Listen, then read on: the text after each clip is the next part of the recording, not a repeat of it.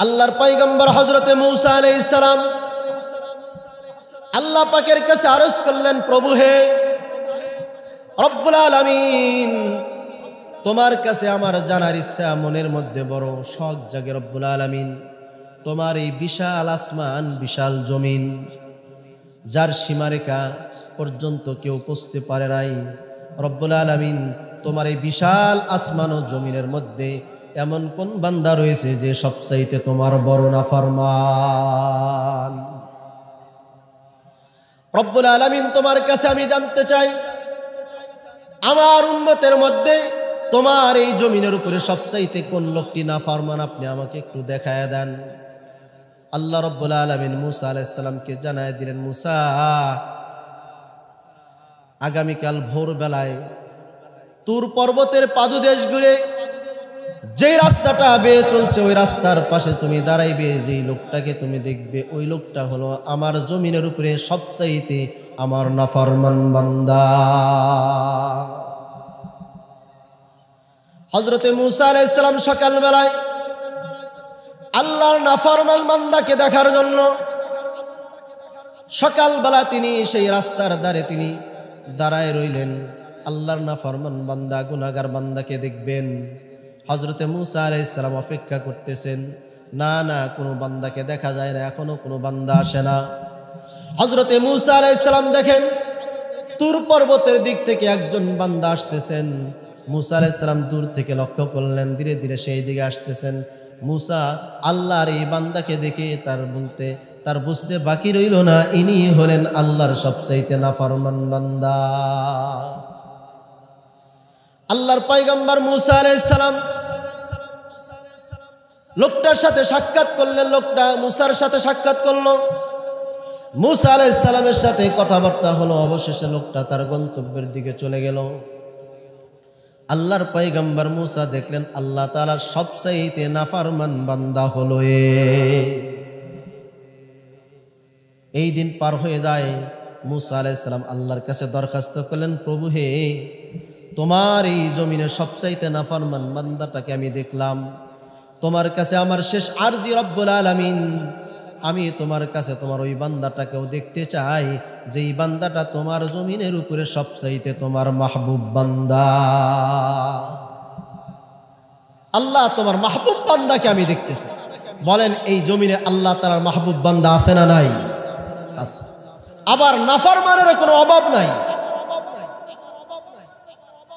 হযরতে মূসা আলাইহিস সালাম বললেন, রব্বুল আলামিন, তোমার এই জমিনে সবচাইতে তোমার প্রিয় বান্দা, তোমার মাহবুব বান্দাকে আমাকে একটু দেখায় দেন। হযরত মূসা আলাইহিস সালামকে আল্লাহ পাক জানায় দিলেন, মূসা রে, আজকে সন্ধ্যার সময় যখন সূর্য অস্তমিত হয়ে যাবে, সেই সময় ওই রাস্তা দিয়ে, যেই রাস্তাকে গতকাল তোমাকে বলেছি, সেই রাস্তার পাশে তুমি দাঁড়াবে, আমার একজন বান্দাকে দেখবে, ওই বান্দাটা হলো আমার সবচেয়ে প্রিয় আর মাহবুব বান্দা।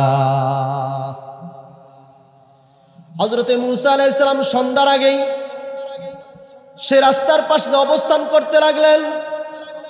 হযরত মূসা আলাইহিস সালাম দেখেন কিছুক্ষণ পরে সূর্য ডুবে যাবে।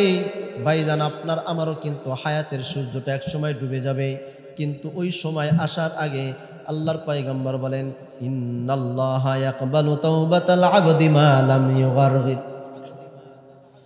আরশে আজিমের মালিক আল্লাহ বান্দার তওবাটা ওই সময় পর্যন্ত কবুল করবেন যেই সময় পর্যন্ত তার সাকরাত শুরু না হবে, তার মৃত্যু যন্ত্রণা শুরু হবে।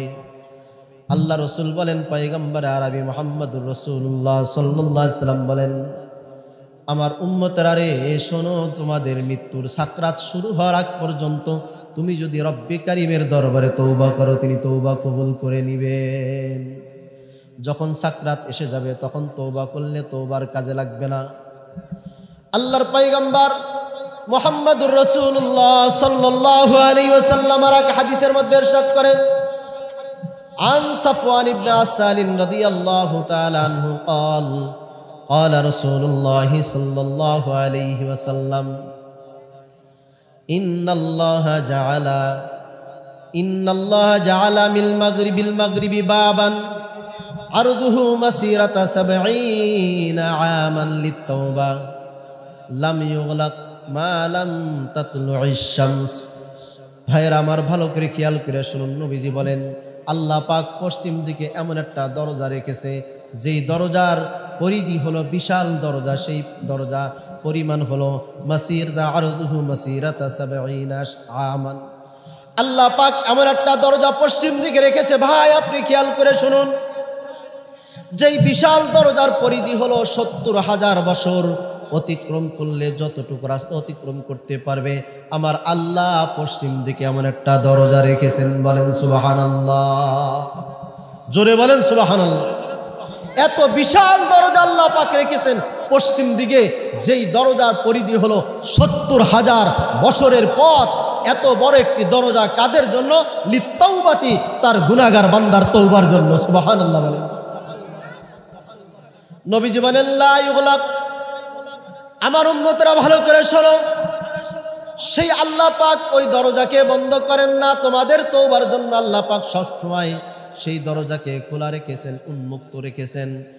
মা লাম তাতলুইশ শামসু মিন কিবালিহি, যতক্ষণ পর্যন্ত পশ্চিম দিক থেকে সূর্য উদয় না হবে। আল্লাহু আকবার বলেন। আল্লাহ জবান খোলেন, আল্লাহু আকবার। আল্লাহ পাক এত বিশাল দরজা রেখেছেন যে বান্দা তওবা করবে, তার তওবা আমি কবুল করব। এত বিশাল দরজা, ৭০,০০০ পথ অতিক্রম করতে পারে এত বিশাল দরজা আল্লাহ পাক বান্দা গুনাহগার বান্দার তওবার জন্য রেখেছেন। আল্লাহু আকবার। আল্লাহ পাক এত বড় দরজা, কতদিন পর্যন্ত সেই দরজা খোলা থাকবে? যতদিন পর্যন্ত সেই দিক থেকে সূর্য উদয় না হবে। তার মানে হলো বান্দার জন্য আল্লাহ পাক কিয়ামতের আগ পর্যন্ত তওবার দরজা খোলা রেখেছেন। আরেকটি হলো বান্দার মৃত্যু আসার আগ পর্যন্ত তার জন্য তওবার দরজা খোলা রেখেছেন। এই জন্য কাল বিলম্ব না করে, গুনাহ হয়েছে, নামাজ পড়েন নাই, আল্লাহর নাফরমানি করেছেন, অতি সত্বর তওবা করুন যে আর নামাজ ছাড়ব না। গুনাহ হয়ে গেছে, তাড়াতাড়ি তওবা করুন যে আর গুনাহ করব না ইনশাআল্লাহ। আল্লাহর পয়গম্বর মুসা আলাইহিস সালাম তুর পর্বত থেকে যে রাস্তাটা আসতেছে, মুসা আলাইহিস সালাম সেই রাস্তার পাশে যা দাঁড়াইলেন। কিছুক্ষণ পরে সূর্য অস্ত হয়ে যাবে, সূর্য তলায় যাবে। আহারে, এখনো কেন আল্লাহর সেই আল্লাহর মাহবুব বান্দাটা আমি দেখতে পেলাম না? এখনো কেন আল্লাহর প্রিয় বান্দাটা আসতেছে না? হযরতে মুসা আলাইহিস সালাম সে অপেক্ষায় রয়েছিলেন, কোন সময় আল্লাহ তাআলার প্রিয় বান্দা আল্লাহর দোস্ত আসবে, আমি মুসা তার সাথে সাক্ষাৎ করব। আমি তার সাথে সাক্ষাতের জন্য অপেক্ষায় রইলাম। আল্লাহর পয়গম্বর মুসা আলাইহিস সালাম দেখেন সূর্য ডুবে যাবে, এমন সময় দূর থেকে একজন বান্দাকে দেখা যায়। তিনি চিন্তা করলেন হয়তো আল্লাহর মাহবুব বান্দাইনি। লোকটা ধীরে ধীরে যখন কাছে আসলো, হযরতে মুসা আলাইহিস সালাম আগায় গেলেন আল্লাহর দোস্ত আল্লাহর মাহবুব বান্দাকে দেখবেন। হযরতে মুসা আলাইহিস সালাম কাছে যা দেখেন, এই লোকটা তো সেই লোকটা যেই লোকটাকে আমি গতকাল দেখেছি। এই লোকটা তো সেই লোকই যাকে আমি গতকাল দেখেছি। কি ব্যাপার? যে লোকটা গতকাল ছিল নাফরমান, আজকে সেই লোকটা আল্লাহর মাহবুব, আল্লাহর প্রিয়। জোরে সরে বলেন আল্লাহু আকবার। এত বড় মাহবুব সে কেমনে হলো? আল্লাহর পয়গম্বর মুসা আলাইহিস সালাম রব্বে করিমের কাছে জানতে চাইলেন, রব্বুল আলামিন, তোমার এই বান্দা গতকাল ছিল সবচাইতে নাফরমান তোমার কাছে, আজকে তোমার এই বান্দা তোমার কাছে এত মাহবুব আর প্রিয় হলো কিভাবে? রব্বুল আলামিন, আমি আপনার কাছে জানতে চাই। আল্লাহ পাক জানায় দিলেন, মুসা আমাকে আমার কাছে জানার দরকার নেই, আমার বান্দাকে তুমি জিজ্ঞাসা করো। হযরতে মুসা আলাইহিস সালাম জিজ্ঞাসা করেন, ভাই গতকাল তুমি যখন এই রাস্তা দিয়ে যাও, আমি আমার মালিকের কাছে জানতে চেয়েছিলাম, মালিক আল্লাহ রব্বুল আলামিন তোমার সবচাইতে নাফরমান বান্দাকে তোমাকে দেখায় দিয়েছেন, তোমাকে দেখছি নাফরমান, আজকে তুমি আল্লাহর এত বড় মাহবুব আর প্রিয় বান্দা হইলা কিভাবে? আমাকে কি বলবে? তখন লোকটি বলল, ওগো আল্লাহর পয়গম্বর মুসা, আমি কিভাবে বলবো? তাহলে শুনুন, গতকাল আমি ঠিকই নাফরমান ছিলাম, আল্লাহ তাআলার দরবারে সবচাইতে ঘৃণিত আর নিন্দনীয় ছিলাম। কিন্তু যখন আজকে এই পাহাড়ের ভিতরে যখন আমার সাথে এই যে ছোট্ট শিশু দেখা যায়, আমার সন্তানকে এনে যখন আমি পাহাড়ের মধ্যে চলে যাই, পাহাড়ের মধ্যে যাওয়ার পর আমার সন্তানটা বলল, আব্বাজান, এত বিশাল বড় পাহাড়ের উপর আমরা উঠলাম, এত জঙ্গলের মধ্যে আমরা প্রবেশ করলাম, এই জঙ্গল যে এত বড়, যে এই জঙ্গলের কোনো সীমারেখা নাই। আব্বাজান, আপনার কাছে আমি জানতে চাই, এই জঙ্গলের চাইতে আরো বড় কোনো জিনিস আছে কিনা? আমি আমার সন্তানকে সান্ত্বনা দেওয়ার জন্য বললাম, হ্যাঁ বাজান, আছে আছে, এই জঙ্গলের চাইতে বিশাল বড় হলে এই পাহাড়, যেই পাহাড়ের উপরে জঙ্গল, এই পাহাড়টা আরো বিশাল। আমার সন্তান জিজ্ঞাসা করলো, বাবা, এই পাহাড়ের চাইতে আরো বড় কোনো কিছু আছে কিনা? আমি বললাম, বাবারে, অবশ্যই আছে। এই পাহাড়ের চাইতে বিশাল হলো এই পাহাড়ের নিচে যে জমিন, আল্লাহ পাক জমিনকে বিছায় দিয়েছেন, এই জমিনটা আরো বিশাল। আমার সন্তান জিজ্ঞাসা করলো, আব্বাজান, আপনার কাছে আমি আবার জানতে চাই, এই জমিনের চাইতে আরো বিশাল কোনো কিছু আছে কিনা? আমি বললাম, হ্যাঁ বাবা, আছে। ওই যে উপরের দিকে তাকায় দেখো, বিশাল বড় আসমান, সেই আসমান জমিনের চাইতে আরো বিশাল। এই আসমান জমিন সবকিছু বিশাল বড় আল্লাহ পাক সৃষ্টি করেছেন। আল্লাহর পয়গম্বর মুসা আলাইহিস সালাম সেই লোকটার কথাগুলো শুনতেছেন। মুসা আলাইহিস সালাম লোকটার কথাগুলো শুনতেছেন আর আল্লাহ পাকের কুদরতের দিকে খেয়াল করতেছেন। এবার ছোট্ট শিশু বাবাকে বলতেছে, আব্বাজান, আপনার কাছে আমি আরো জানতে চাই, এই যে বিশাল আসমান ও জমিন, এই বিশাল আসমান ও জমিনের চাইতে আরো বড় কিছু আছে কিনা? এবার বাবা নিজেকে ঠিক রাখতে পারে না। এবার বাবা তার সন্তানকে জড়ায় ধরল, বুকের সাথে জড়ায় ধরে বলতেছে, বাবারে, হা হা, এই বিশাল আসমান ও জমিনের চাইতে আরো বড় কিছু আছে। আব্বা, আপনি বলুন না সেটা কি জিনিস? সন্তানকে বুকের সাথে জড়ায় ধরে বাবা বলতেছে, বাবারে শোনো, এই যে বিশাল আসমান আর জমিনকে দেখতেছো, এই বিশাল আসমান জমিনের চাইতে আর একটা বড় জিনিস হলো, সেটা হলো তোমার বাবার গুনাহ। তোমার বাবার গুনাহ এই আসমান ও জমিনের চাইতে আরো বিশাল। আব্বাজান, আমি বুঝতে পারলাম না কেমনে বিশাল হলো। বলে, বাজান রে শোনো, যখন আমি আল্লাহর নাফরমানি করেছি, আল্লাহর গুনাহ করেছি, আমার মালিক আল্লাহ অসন্তুষ্ট হয়ে গেছেন। কাদি আমি আমার আল্লাহকে যখন আমি অসন্তুষ্ট করেছি রে বাবা, এর চাইতে বড় নাফরমানি, এর চাইতে বড় আর কোনো জিনিস নাই, এর চাইতে বড় আর কোনো অপরাধ নাই। ওই আসমান জমিনের চাইতে বড় হলো তোমার বাবার গুনাহ। তোমার বাবা এত বড় গুনাহগার, নাফরমান। সন্তান বলতেছে, আব্বা, তুমি মালিকের, তোমার মালিকের এত বড় নাফরমানি করেছো, যেই মালিক তোমাকে দুনিয়ায় প্রেরণ করলো, সেই মালিকের হুকুমকে তুমি অমান্য করলে, তুমি তো আল্লাহ তাআলার মাহবুব বান্দা হইতে পারলা না। ভাইরা আমার, খেয়াল করে শুনুন, দুনিয়ার রাজা বাদশাদের মধ্যে একজন বাদশা বলল, গোলামকে ডেকে বলল, গোলাম রে, আমার যেই যে বাগানগুলো রয়েছে, বাগানের মধ্যে থেকে এক একটা ফল নিয়ে আসবে, এক একটা বাগানের মধ্যে নিত্য নতুন ফল কিন্তু পাইবে। তবে মনে রাখবে, এক বাগান থেকে বের হয়ে অপর বাগানে গেলে সেই বাগানের ফলমূল কিন্তু আরো উত্তম, আরো সুন্দর, কিন্তু পরের বাগানে কিন্তু তুমি রিটার্ন আসতে পারবে না। গোলাম তার বাদশার বাগানের মধ্যে ঢুকলেন, ঢোকার পরে দেখলেন মনোরম বাগান, এত সুন্দর বাগান জীবনে কখনো কোনোদিন দেখে নাই। বাগানের মধ্যে এত সুন্দর ফল, কিন্তু মালিক বলে দিয়েছে, বাদশা বলে দিয়েছে, সামনে যখন যাইবে বাগানটা আরো মনোরম পাইবে। গোলাম চিন্তা করলো, এই বাগান থেকে ফল নিয়ে আমি আমার বোঝা ভারী করার কি মানে হয়? সামনের বাগান রয়েছে, সেখানে যে আমি ভালো ফলগুলো নেব। গোলাম সামনের বাগানে যখন প্রবেশ করে, সেখানে এত সুন্দর ফলমূল দেখার পরে চিন্তা করলো, সামনের বাগান হয়তো আরো ভালো। আল্লাহর বান্দাই গোলাম তার মালিকের হুকুম মানে না, পরবর্তী বাগানের মধ্যে যা, সেখানেও চিন্তা করলো এখান থেকে আমি ফল নিয়ে যাব। কিন্তু আল্লাহর বান্দা সেখানে প্রবেশ করার পরও চিন্তা করলো, সামনের বাগান তো আরো ভালো, সেখান থেকে না হয় আমি ভালো ফলমূল নিয়ে আমার মালিকের কাছে, আমার বাদশার কাছে, মরিবের কাছে নিয়ে যাব। চিন্তা করে সামনের বাগানে যখন প্রবেশ করে, সামনের বাগান দেখে আগের বাগানগুলোর চাইতে আরো সুন্দর, সামনের বাগানগুলো আরো ভালো, আরো ভালো। গোলাম চিন্তা করলো, সামনের বাগান থেকে নিব।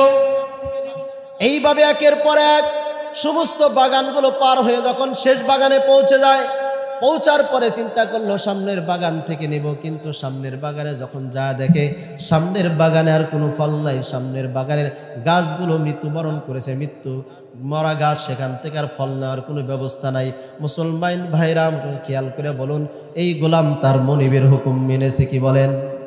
তার মনিবের কাছে যখন খালি হাতে যায় তখন মনিব তার গোলামের ব্যাপারে হুকুম জারি করে, কোথায় আসো সিপাহী, কোথায় আসো আমার পুলিশ বাহিনী, এমন নাফরমান গোলামের আমার দরকার নাই। যেই গোলামটা তার বাগান থেকে আমার বাগান থেকে ফল আনতে পারে নাই, এমন নাফরমান গোলামের আমার কোনো প্রয়োজন নাই, তাড়াতাড়ি করে একে জেলখানার মধ্যে ভরে রাখো। আমার ভাইরা খেয়াল করে শুনুন, আল্লাহ পাক আপনাকে আমাকে এক একটা দিন দিয়েছেন দুনিয়াতে, এক একটা দিন হলো আল্লাহ পাকের বাগান, মালিকের বাগান। এক একটা সপ্তাহ আল্লাহ পাক দিয়েছে, এটা আপনার আমার জন্য এক একটা বাগান। এই বাগানগুলোর মধ্যে নেক আমল করে জান্নাতের ফল চয়ন করার জন্য, জান্নাতের ফল আহরণ করার জন্য আল্লাহ পাক দুনিয়াতে প্রেরণ করলেন। ভাইজান, সেই বাগান থেকে আমি একটা আমার হায়াতের একটা দিন থেকে আমি নেক আমল করে জান্নাতের ফল আমি উপার্জন করতে পারলাম না, অপেক্ষায় রইলাম আগামীকালের বাগানে আমি প্রবেশ করব। একটা সপ্তাহ যখন পার হয়ে গেল, নেক আমল আমি করলাম না, চিন্তা করলাম সামনের সপ্তাহ করব, সামনের সপ্তাহের সেই বাগানটার মধ্যে যাওয়া আমি আমার নেক আমল করলাম না। শেষ পর্যন্ত যখন মালাকুল মউত এসে যাবে, আমার সকল বাগান থেকে যখন আমাকে বের হতে হবে, তখন শূন্য হাত, খালি হাত ছাড়া মালিকের কাছে যাওয়ার আর কোনো ব্যবস্থা নাই। বলেন আছে? নাই, খালি হাতে যেত। আরশে আজিমের মালিক আপনার আমার মালিক আল্লাহ পাক বলবেন, বান্দারে না ফরমান বান্দা, ও আমার বান্দা, তোকে আমি দুনিয়ায় প্রেরণ করেছিলাম, দুনিয়া থেকে জান্নাতের ফলমূল, জান্নাতের ব্যবস্থাপনা করে তুমি আমার কাছে আসবে, কিন্তু তুমি জান্নাতের কোনো আমল করে আসো নাই। যাও যাও, আমার সেই কয়েদখানা, জেলখানা, জাহান্নামের মধ্যে হলো তোমার ঠিকানা, সেখানে যাও। সেই ঠিকানা ছাড়া তোমার আর কোনো জায়গা নাই। ওই নাফরমান গোলাম যেমন সে শাস্তির যোগ্য, আপনি আমিও যদি আপনার আমার লাইফে প্রতিটা দিন, প্রতিটা সপ্তাহ, প্রতিটা মাস যদি এইভাবে প্রতিটা বছর যদি আমি পার করে দেই, এরপরে যখন মৃত্যু এসে যাবে, তখন আমার এই জীবন নামক বাগান থেকে আমি কোনো আখিরাতের ফল নিতে পারলাম না, শেষ পর্যন্ত জাহান্নামের সেই জেলখানার মধ্যে আবদ্ধ হতে হবে। এছাড়া বিকল্প আর কোনো পথ থাকবে না। লোকটি তার সন্তানকে বুকের সাথে জড়ায় ধরে বলল, বাজান রে শোনো, তোমার বাবার গুনাহ, যেই গুনাহটা আসমান ও জমিনের চাইতে বিশাল, এত বড় গুনাহগার তোমার বাবা এত বড় নাফরমান। সন্তান বলতে লাগলো, বাবা তুমি এত নাফরমানি করেছো, তোমার মালিকের, তোমার মনিবের তুমি নাফরমান হয়ে গেছো, তোমাকে আমার বাবা বলতে বড় কষ্ট লাগে। সন্তান যখন কথাগুলো বলতেছে, বাবার অন্তর ফেটে চুরমার হয়ে যায়। সন্তানকে জড়ায় ধরে বলল, আমার বাবা শোনো শোনো, আমি আল্লাহর নাফরমান। সন্তান বলল, আব্বা জান, আপনি যে নাফরমানি করেছেন, আল্লাহ পাকের গুনাহ করেছেন, এর চাইতেও বড় কোনো কিছু আছে কিনা? বাবা বলতেছে, বাবারে হ্যাঁ আছে। কি আছে বলুন? আল্লাহ পাক কোরআনে কারীমের মধ্যে সূরা আলে ইমরানের মধ্যে আল্লাহ পাক বলেন, ওয়াসারিউ ইলা মাগফিরাতিম মির রাব্বিকুম ওয়া জান্নাতিন আরদুহাস সামাওয়াতু ওয়াল আরদ উইদ্দাত লিল মুত্তাকিন। হে আমার বান্দারা, তোমরা দ্রুত অগ্রসর হও, ইলা মাগফিরাতিম মির রাব্বিকুম, তোমাদের প্রভুর ক্ষমার দিকে। তোমরা তোমাদের প্রভুর ক্ষমার দিকে, মাগফিরাতের দিকে দৌড়ায় যাও, গুনাহ ছেড়ে দাও, যত গুনাহ করেছো গুনাহ থেকে তওবা করো। ওয়াসারিউ ইলা মাগফিরাতিম মির রাব্বিকুম, তোমাদের প্রভুর ক্ষমার দিকে দৌড়ায় আসো। ওয়া জান্নাতিন, এবং তোমরা তোমাদের প্রভুর জান্নাতের দিকে চলে আসো, যেই জান্নাতের পরিধি হলো আসমান জমিন এর চাইতে আরো বিশাল। বলেন সুবহানাল্লাহ। আল্লাহ পাক এই জান্নাতকে তৈরি করে রেখেছেন কাদের জন্য? উইদ্দাত লিল মুত্তাকিন, যারা মুত্তাকিন তাদের জন্য আল্লাহ পাক এই জান্নাতকে তৈরি করে রেখেছেন। জান্নাতের মধ্যে শুধুমাত্র কারা যাবে? জোরে বলেন। মুত্তাকিনরা জান্নাতে যাবে, গুনাহগারদের জন্য জান্নাত হবে না। গুনাহগাররা জান্নাতে যাইতে পারবে না, মুত্তাকিনদের জন্য আল্লাহ পাক জান্নাত তৈরি করে রেখেছেন। মুত্তাকিন কারা? সামনের আয়াতের মধ্যে বলেন, والذين إذا فعلوا فاحشة أو ظلموا أنفسهم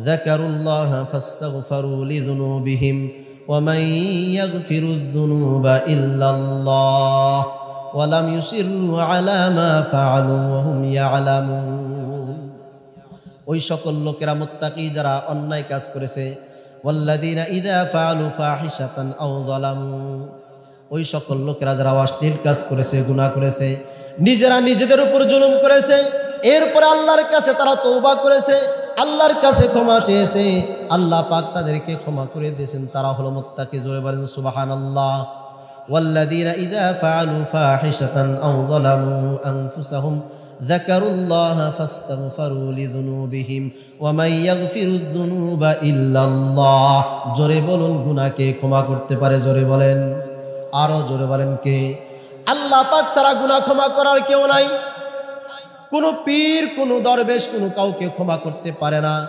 একমাত্র ক্ষমা করার মালিক কে আরো জোরে বলেন আল্লাহ ফাস্তাগফিরু লিযুনুবিহিম ওয়া মান ইয়াগফিরুয যুনুবা ইল্লাল্লাহ ওয়া লাম ইউসিররু আলা মা ফাআলু ওয়া হুম ইয়ালামুন মুত্তাকি হলো ওই সকল লোকেরা যারা গুনাহ করেছে গুনাহ করার পরে আল্লাহর কাছে তওবা করে মাফ চায় এবং সেই গুনাহের উপর আবার তারা ইসরার করে না বারবার সেই গুনাহ করে না গুনাহ করেছি অন্যায় করেছি মালিকের কাছে মাফ চায় নিজের অতীতের গুনাহগুলোকে ছেড়ে দেয় সামনে পরিকল্পনা নাই ভবিষ্যতে আর কোনো গুনাহ করব না এরা হলো মুত্তাকি উইদ্দাত লিল মুত্তাকিন সেই জান্নাতকে আল্লাহ পাক মুত্তাকিনদের জন্য তৈরি করে রেখেছেন প্রস্তুত করে রেখেছেন উলাইকা লাহুম জান্নাতুন তাজরি মিন তাহতিহাল আনহারু খালিদিনা ফিহা সেই জান্নাতকে আল্লাহ পাক সৃষ্টি করেছেন যার তলদেশ দিয়ে নহর প্রবাহিত হবে সুবহানাল্লাহ বলেন যেই জান্নাতের তলদেশ দিয়ে নহর ঝর্ণা প্রবাহিত হবে এত মনোরম দৃশ্য দেখা যাবে জান্নাতের মধ্যে এমন দৃশ্য যখন জান্নাতীরা জান্নাতে ঢুকবে দেখতে পারবে সুবহানাল্লাহ বলেন ভাইরা আমার এই লোকটা চিন্তা করলো আমি তো আল্লাহ পাকের নাফরমানি করেছি এবার তার সন্তানকে বলল বাবা আমি নাফরমানি করেছি আল্লাহ পাকের গুনাহ করেছি তার হুকুমকে আমি অমান্য করেছি বড় অপরাধ করেছি আমার অপরাধ আসমান জমিনের চাইতে বিশাল তবে আমার গুনার চাইতে আরো বড় একটি জিনিস আছে সেটা হলো আমার মালিকের মাগফিরাত আমার মালিকের ক্ষমা জোরে বলেন সুবহানাল্লাহ আমার মালিক যদি ক্ষমা করে দেয় আমার গুনার চাইতে আমার রব্বে কারীমের দয়া মায়ার সাগর আরো বিশাল সুবহানাল্লাহ এবার লোকটা তার সন্তানকে রেখে সেই জঙ্গলের মধ্যে সেজদায় পড়ে গেলেন আল্লাহর কাছে কান্না শুরু করে দিলেন রব্বুল আলামিন ওগো আমার মালিক আমি এত বড় অন্যায় করেছি তোমার নাফরমান হয়ে গেছি আমার সন্তান আজকে আমাকে ঘৃণা করে মাবুদ রব্বুল আলামিন আমি তওবা করতেছি আমি আমার অতীতের সমস্ত গুনাহ থেকে আমি তওবা করতেছি তোমার দরবারে আমি মাফ চাই মালিক তুমি যদি আমাকে মাফ না করো কে আমাকে মাফ করবে তুমি যদি আমার গুনাহ ক্ষমা না করো আমার গুনাহকে ক্ষমা করবে রব্বুল আলামিন তোমার এই বিশাল জঙ্গলের মধ্যে আমি তোমার দরবারে সিজদায় পড়ে গেছি রব্বে কারীম তোমার এই আসমান জমিন বিশাল আমার সন্তানকে আমি বললাম রব্বুল আলামিন আসমান জমিনের চাইতে তোমার নাফরমানি আরো বিশাল আই রব্বুল আলামিন তুমি যদি আমাকে ক্ষমা না করো কে আছে আমাকে ক্ষমা করার রব্বে কারীম তুমি আমাকে দয়া করো মায়া করো রহম করো মাবুদ তুমি আমাকে আর দুনিয়ার মধ্যে লাঞ্ছিত অপমানিত করিও না তুমি আমার জিন্দেগীর সমস্ত গুনাহগুলো মাফ করে দাও আল্লাহ পাকের কাছে যখন আমি আমার তার কুদরতি দরবারে যখন আমি আমার কপাল ঠেকে যখন আল্লাহর কাছে তওবা করলাম ওগো পয়গম্বর মুসা শুনুন আমার মন সাক্ষী দেয় আমার মালিক আমার নাফরমানি মাফ করে আমাকে নেককার আমার সমস্ত গুনাহগুলোকে উলাইকা ইউবাদদিলুল্লাহু সাইয়্যাতিহিম হাসানাত আল্লাহ পাক যারা তওবা করে তাদের গুনাহগুলোকে নেকের দ্বারা পরিবর্তন করে দেয় পয়গম্বর মুসা শুনুন আল্লাহ পাক মনে হয় আমার গুনাহগুলোকে নেকের দ্বারা পরিবর্তন করে দিয়ে আমাকে আল্লাহ তাআলা তার মাহবুব বানায় নিয়েছেন বলেন সুবহানাল্লাহ আল্লাহর পয়গম্বর মুসা আলাইহিস সালাম বলে হা হে আল্লাহর মাহবুব বান্দা তুমি যখন আল্লাহর কাছে তওবা করেছো আল্লাহ পাকের রহমতের দয়া মায়ার মধ্যে জোশ এসে গেছে আল্লাহ পাক তোমাকে মাফ করে দিয়েছেন তুমি আল্লাহর দরবারে তওবা করেছো খাঁটি দিলে তওবা করেছো আল্লাহ পাক বলেন ইয়া আইয়ুহাল্লাযীনা আমানু তুবু ইলাল্লাহি তাওবাতান নাসুহা। হে আমার ইমানদার বান্দারা, তোমরা আমার কাছে তওবা করো, আমি তোমাদের তওবা কবুল করে নিব, তোমাদের গুনাহগুলো মাফ করে দিব। আল্লাহ পাক বান্দার অবশ্যই সমস্ত গুনাহগুলো মাফ করে দিবেন। যদি বান্দা আল্লাহর কাছে খাঁটি দিলে তওবা করে, যদি পরিপূর্ণভাবে আল্লাহর কাছে নত হয়, বিনয় হয়, আল্লাহ পাকের কুদরতি আরশের মধ্যে কম্পন শুরু হয়ে যায়, আমার বান্দাকে আমি কোন সময় মাফ করব। সুবহানাল্লাহ। ভাইরা আমার, বনী ইসরাইলের মধ্যে বুখারীতে আসছে, আল্লাহর এক বান্দা কাতালা 99 ইনসানান, 1 নয় 2 নয় 99টি মানুষকে হত্যা করেছে। এত বড় অপরাধী সে একে একে যখন 99 মানুষকে হত্যা করেছে, 99 জন আল্লাহর বান্দাকে হত্যা করেছে। গুনাহগার যখন গুনাহ করে, মনে রাখবেন, যত বড় ক্ষমতাশীল হোক না কেন, যত বড় অর্থশীল হোক না কেন, যত বড় সুস্থ হোক না কেন, গুনাহ যে ব্যক্তি করে ওই ব্যক্তির মধ্যে একটা আতঙ্ক বিরাজ করে। বলেন ঠিক বললাম না ঠিক বললাম? গুনাহ করার পরে তার অন্তরের মধ্যে একটা হাই হুতাশ শুরু হয়ে যায়। আমার শায়েখ হযরতে মাহমুদুল হাসান রহমাতুল্লাহ দামাত বারাকাতুহুম, তার শায়েখ হাকিম আবরারুল হক সাহেব, তিনি বলেন, মুহিসুন আবরারুল হক সাহেব বলেন, 1 মিনিটের মাদ্রাসা নামক একটা কিতাব রয়েছে, তার মধ্যে বলেন, গুনাহগার যখন গুনাহ করে তখন নেক লোকদের দেখে আতঙ্কগ্রস্ত থাকে।